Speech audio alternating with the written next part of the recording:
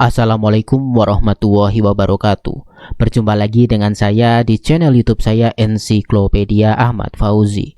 Di video sebelumnya kita telah mempelajari bagaimana caranya melakukan exploratory factor analysis menggunakan JESP. Dan pada video kali ini kita akan belajar bagaimana caranya melakukan confirmatory factor analysis menggunakan JESP. Secara sederhana, CFA atau confirmatory factor analysis kita gunakan untuk melihat seberapa fit model berdasarkan teori bila dibandingkan dengan data empiris dari lapangan. Atau dalam artian lain, dengan CFA kita bisa memvalidasi model yang sudah ada, begitu. Atau dalam artian lebih sederhananya, CFA kita gunakan untuk melihat seberapa cocok sih atau seberapa pas sih variabel-variabel itu dikelompokkan menjadi faktor-faktor tertentu. Nah, kalau di IFA kita kan sudah belajar. Ketika kita mengembangkan instrumen, misalkan instrumen, saya buka dahulu ya, instrumen terkait motivasi atau instrumen terkait yang lainnya, misalkan ada 16 item, nah kita buka ya data IFA kemarin. Nah, ini ada 16 item ya. Nah, 16 item ini kalau berdasarkan IFA itu bisa dikelompokkan menjadi 3 faktor. Atau di kasus lain kita punya instrumen itu terdiri dari 20 item dan berdasarkan teori item-item tersebut bisa menjadi 4 faktor begitu. Sehingga ada pengetahuan sebelumnya atau ada informasi sebelumnya bahwasanya item sekian sampai sekian dapat dikelompokkan menjadi faktor tertentu. Sekian sampai sekian di faktor tertentu yang lain, begitu. Nah, di CFA kita akan melihat seberapa fit sih model tersebut. Seberapa sip sih faktor-faktor tersebut terdiri dari item-item yang sudah disebutkan tadi. Begitu. Sehingga bedanya IFA dengan CFA, kalau IFA kita tidak harus memiliki pengetahuan terkait item-item ini harus masuk faktor mana, item-item ini harus masuk faktor mana. Sedangkan untuk CFA kita sudah harus memiliki dasar bahwasanya item sekian sampai sekian masuk faktor A, sekian sampai sekian masuk faktor B, dan seterusnya. Oleh karena itu CFA bisa kita gunakan sebagai analisis lanjutan setelah IFA. Di IFA seperti di video sebelumnya kita sudah menganalisis 16 item ini dan bisa dikelompokkan menjadi 3 faktor. Kemudian bisa kita lanjutkan. Apakah hasil IFA itu nanti akan sejalan dengan hasil CFA? Nah, sederhananya seperti itu. Oke, langsung saja kita mulai bagaimana cara melakukan analisisnya. Nanti insya Allah di video lain akan saya bahas secara detail bagaimana CFA itu dan apa tujuannya serta prinsip-prinsipnya. Oke. Kita bisa menggunakan data yang sama ya, data IFA yang sudah kita siapkan. Kemudian data ini jangan lupa sudah tersimpan dalam format CSV ya, karena JESP bisa membacanya CSV bukan format Excel. Nah, kemudian kita buka JESP kita, langsung kita open file CSV tersebut. Open, kemudian computer, kita bisa browse. Nah, ini data IFA yang sudah tersimpan dalam format CSV. Kemudian kita klik open. Sama seperti analisis IFA, skala yang harus digunakan untuk analisis CFA adalah skala rasio. Sehingga ini harus kita ubah menjadi scale ya. Bisa rasio, bisa interval ya. Dan keduanya termasuk scale ya. Ini kan masih ordinal ini kalau simbolnya seperti ini. Sekarang kita ubah dulu menjadi scale semua.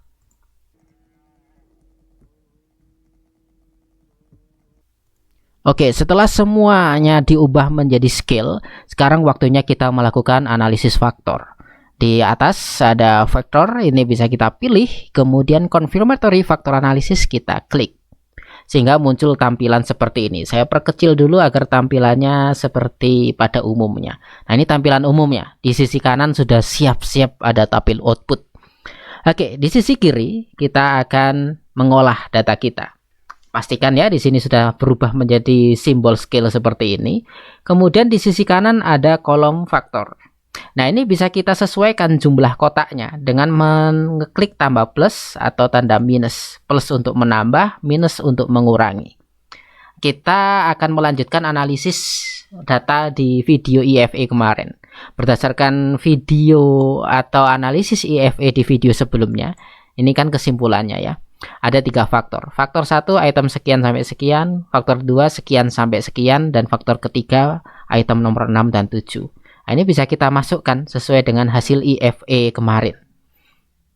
Oke, faktor 1 ini bisa kita kasih nama juga ya. Kalian bebas memberikan nama kalau misalkan kalian sudah punya nama yang pas untuk faktor-faktor ini. Item-item ini juga bisa ya di Excel bisa diganti namanya menjadi nama yang lebih sesuai, bebas. Oke, kita kembali lagi. Di sini faktor 1 ya ini dimasukkan semua terlebih dahulu.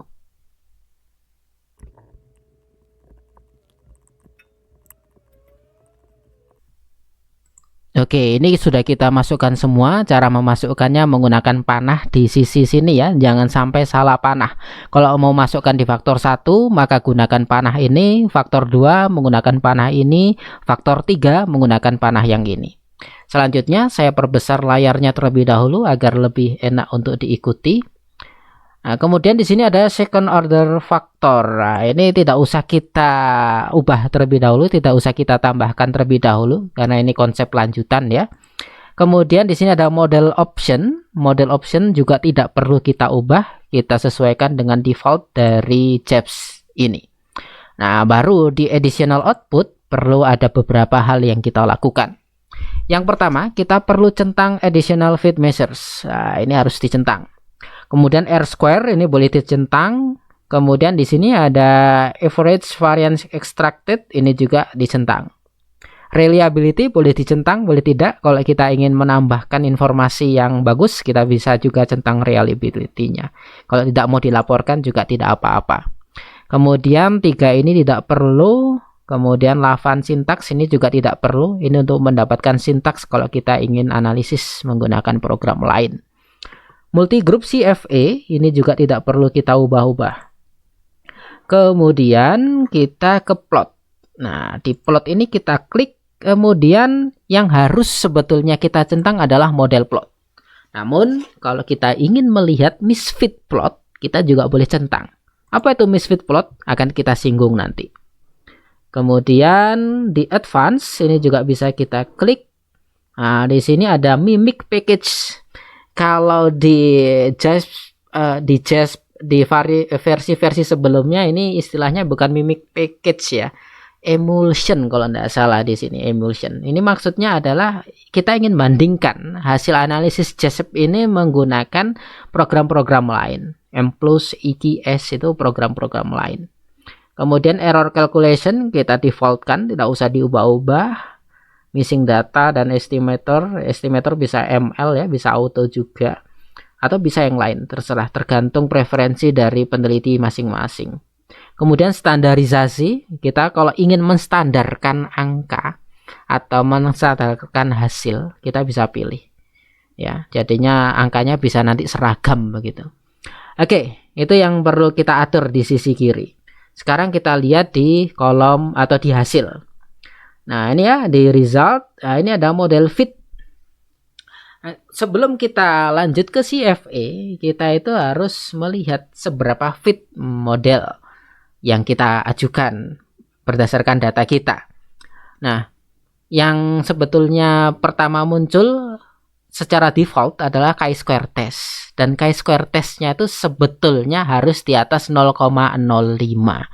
Namun chi-square test itu sensitif terhadap jumlah sampel. Semakin besar sampelnya, p-value itu semakin mudah di bawah 0,05. Sehingga tadi di sisi kanan kita sudah menambahkan additional fit measure ya. Kita buka lagi yang tadi. Nah, di sini ya kita centang kan tadi. Nah, ini additional fit measures. Sehingga di laporan kalau misalkan chi-square-nya di bawah 0,05 ya sudah tidak usah kita laporkan. Kita bisa menggunakan ukuran fit yang lain di tabel additional fit measures ini.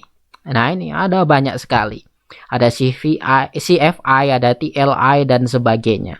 Prinsipnya kalau pada tabel ini value-nya semakin mendekati angka 1 ya, semakin mepet atau semakin mendekati angka 1, itu semakin fit, semakin bagus modelnya. Nah gitu. Kalau kita pakai cut off ya minimal 0,9 ya, atau 0,95 akan lebih bagus lagi. Nah, di sini kebetulan tidak ada yang di atas 0,95, maka kita gunakan cut off 0,9 tidak apa-apa. Ya, sehingga kita pilih saja manakah yang di atas 0,9 itu yang kita laporkan. Di sini ada CFI, ada TLI, ada double NFI, kemudian ada IFI, RNI. Nah, ini semuanya di atas 0,9. Kemudian tabel information kriteria ini tidak perlu kita laporkan. Nah, kemudian ini juga ada other fit measures-nya. Ada ini RMSEA. Ini juga penting dilaporkan.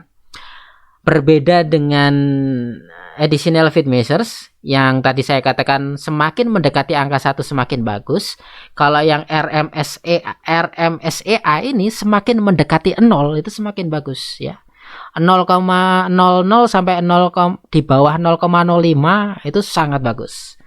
Kalau good itu 0,6 sampai 0,8 ya. 0,9 sampai 0,1 itu masih bisa diterima.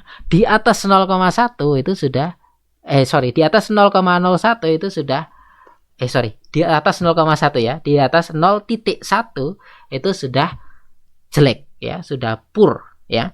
Nah, di sini 0,064 sehingga ya masih dikatakan masih good lah ya. Begitu. Sehingga ini nanti bisa dilaporkan bahwasanya RMSEA-nya 0,064 begitu. Kemudian ini R square ya. R square itu nilai determinasi ya, koefisien determinasi. Bisa dilaporkan, bisa tidak, koefisien determinasi dari setiap item yang kita analisis tadi. Nah, ini hasilnya dari CFA. Nah, ini estimate-nya ya. Ini faktor loading yang kita hasilkan. Seperti yang kita singgung di video IFA kemarin, faktor loading itu berkaitan dengan seberapa tinggi sih hubungan antara item ini dengan faktor yang dimaksud begitu. Ya, semakin tinggi estimate-nya, maka semakin tinggi faktor loading-nya, semakin bagus itu item itu menjelaskan faktor tersebut. Oke. Kemudian di sini ada faktor variance. Nah, ini tidak perlu diinformasikan, tidak masalah. Begitu juga faktor covariance. Begitu juga residual. Oke, di sini ada tabel AVE ya, average variance extracted. Nah, angka ini merupakan angka yang kita butuhkan untuk melaporkan validitas konvergen ya. Jadinya seberapa terkait sih faktor-faktor ini faktor laten ini dengan faktor yang lain begitu. Ya, ini bisa kita laporkan ya. Jadinya AVE di setiap faktor bisa kita sampaikan di laporan kita. Prinsipnya kalau di atas 0,5 angka-angka ini itu bagus validitas konvergennya. Nah, ini yang kurang bagus adalah faktor 1 karena 0,34. Sedangkan faktor 2 dan 3 ini 0,58 dan 0,56 di atas 0,5. Sehingga validitas konvergennya bagus. Kemudian nah ini plotnya ini yang harus kita munculkan di laporan ya. Nah, ini ya ada variabel-variabel kita atau item-item kita. Nah, ini kemudian faktor laten kita ada 3 begitu. Kemudian di sini sebentar. Di sini masih munculin ya lambdaan ya. Nah, ini agar muncul angka estimate dari faktor loadingnya, maka kita bisa kembali ke sisi kanan ya. Cara kembalikannya di sini ada panah ya, bisa kita klik. So input option. Kemudian di model plot kita centang show parameter estimates. Nah, sehingga nanti akan muncul seperti ini. Nah, ini muncul angka-angkanya. Kalau menurut Anda, wah ini grafiknya kok agak susah dilihat, maka kita kembali lagi ke input ya, so input option. Kemudian kita kembali ke plot.